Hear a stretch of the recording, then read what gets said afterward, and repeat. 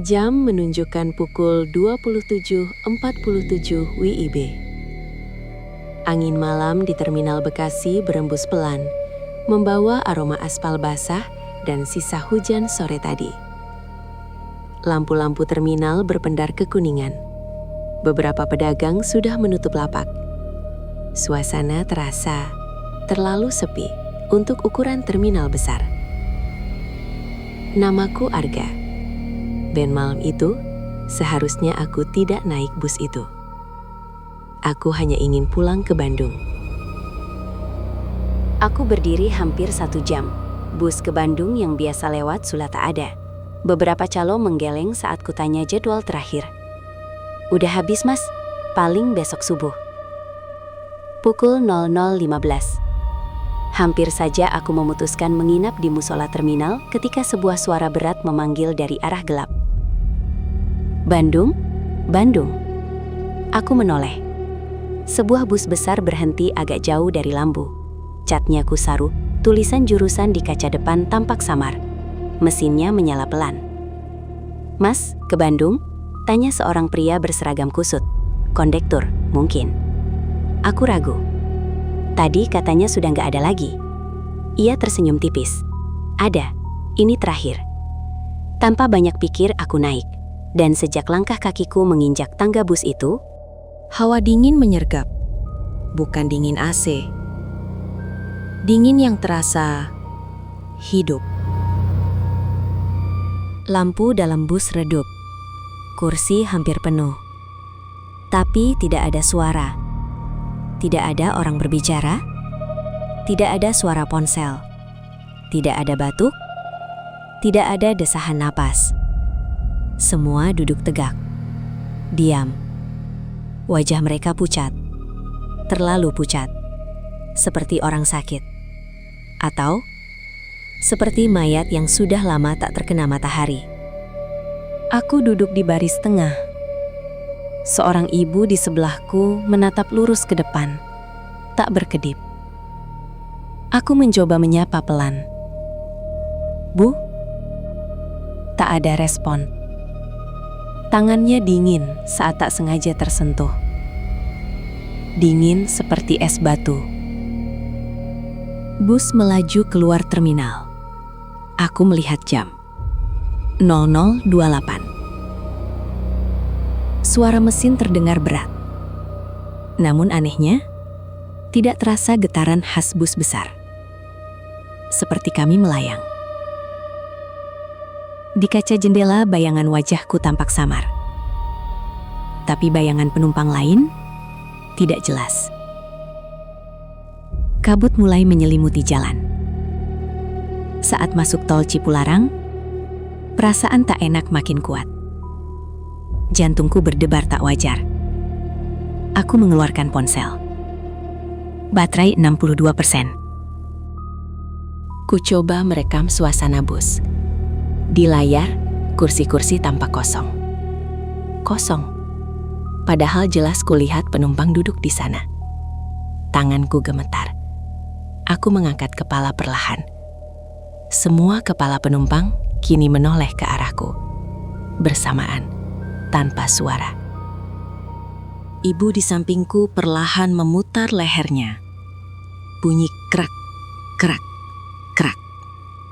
Senyumnya merekah. Terlalu lebar. Sudut bibirnya hampir menyentuh telinga. Matanya hitam pekat, tanpa putih mata. Mas, dingin ya? Suaranya berbisik tepat di telingaku. Padahal bibirnya tidak bergerak. Aku tak bisa bergerak. Seluruh tubuhku terasa berat. Dari depan bus terdengar suara tawa pelan.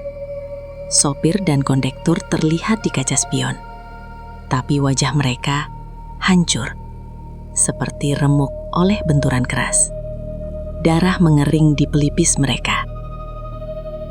Tiba-tiba lampu bus berkedip, dan pemandangan berubah. Aku tidak lagi melihat jalan normal. Aku melihat bus ini terbalik. Kaca pecah. Api kecil menyala.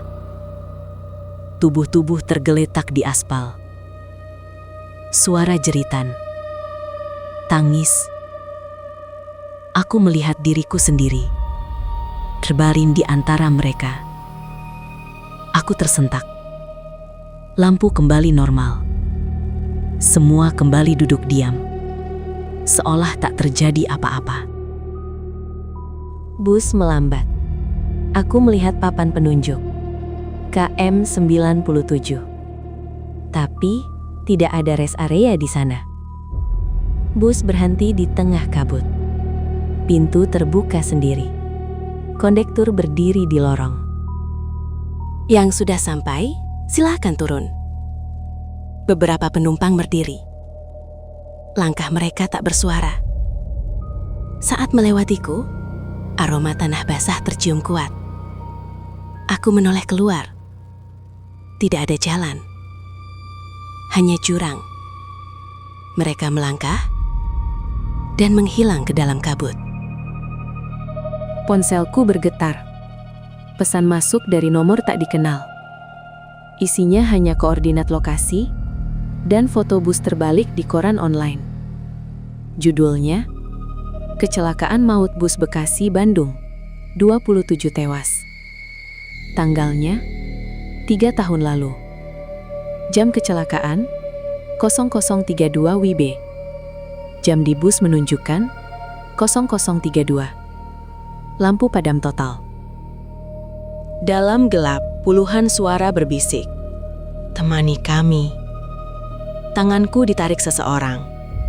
Aku meronta, berdoa sekuat tenaga. Tiba-tiba, berak. Suara keras.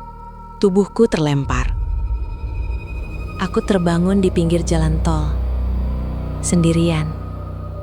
Pukul 4.55. Seorang petugas patroli menghampiri. Mas sadar? Aku gemetar. Bus tadi.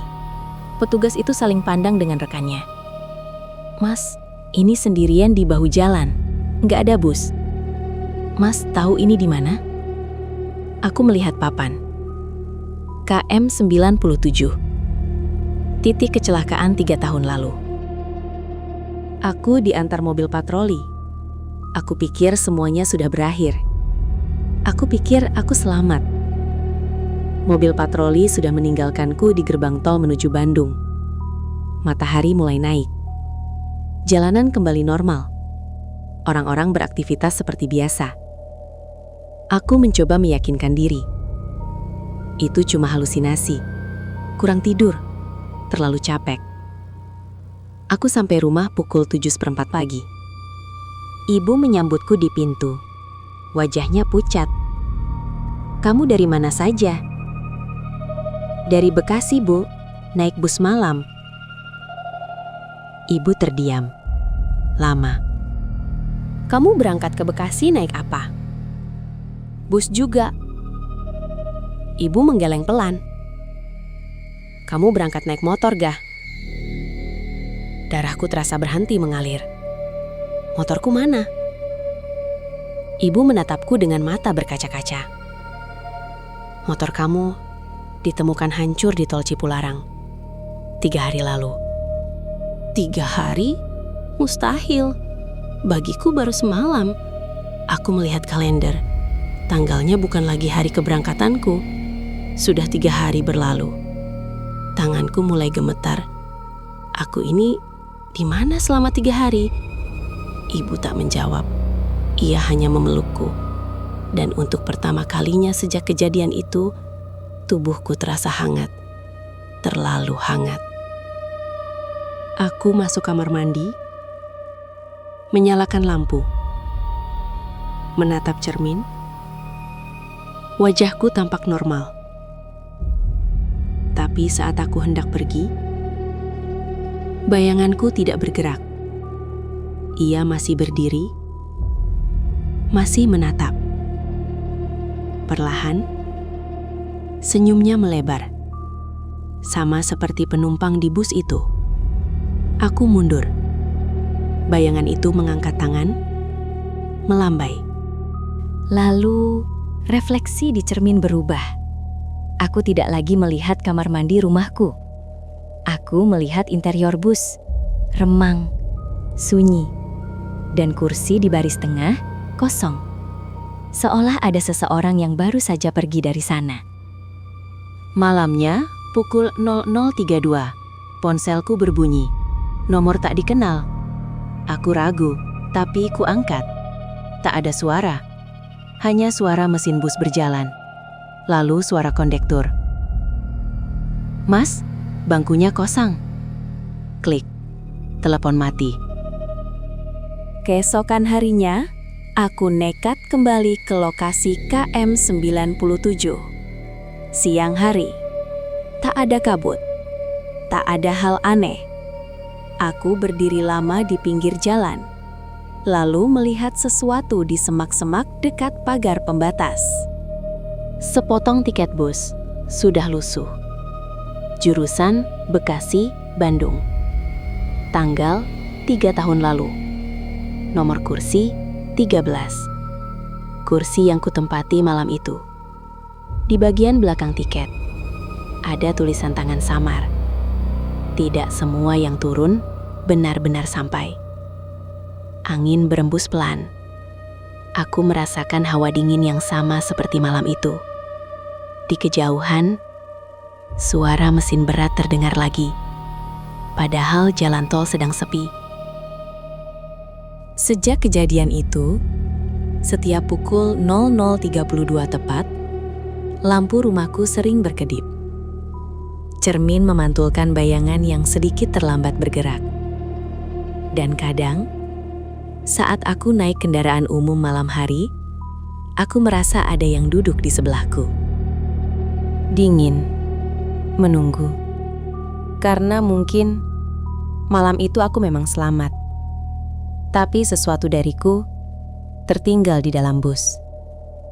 Dan setiap tahun, bus itu kembali lewat untuk memastikan aku tidak lupa jalan pulang.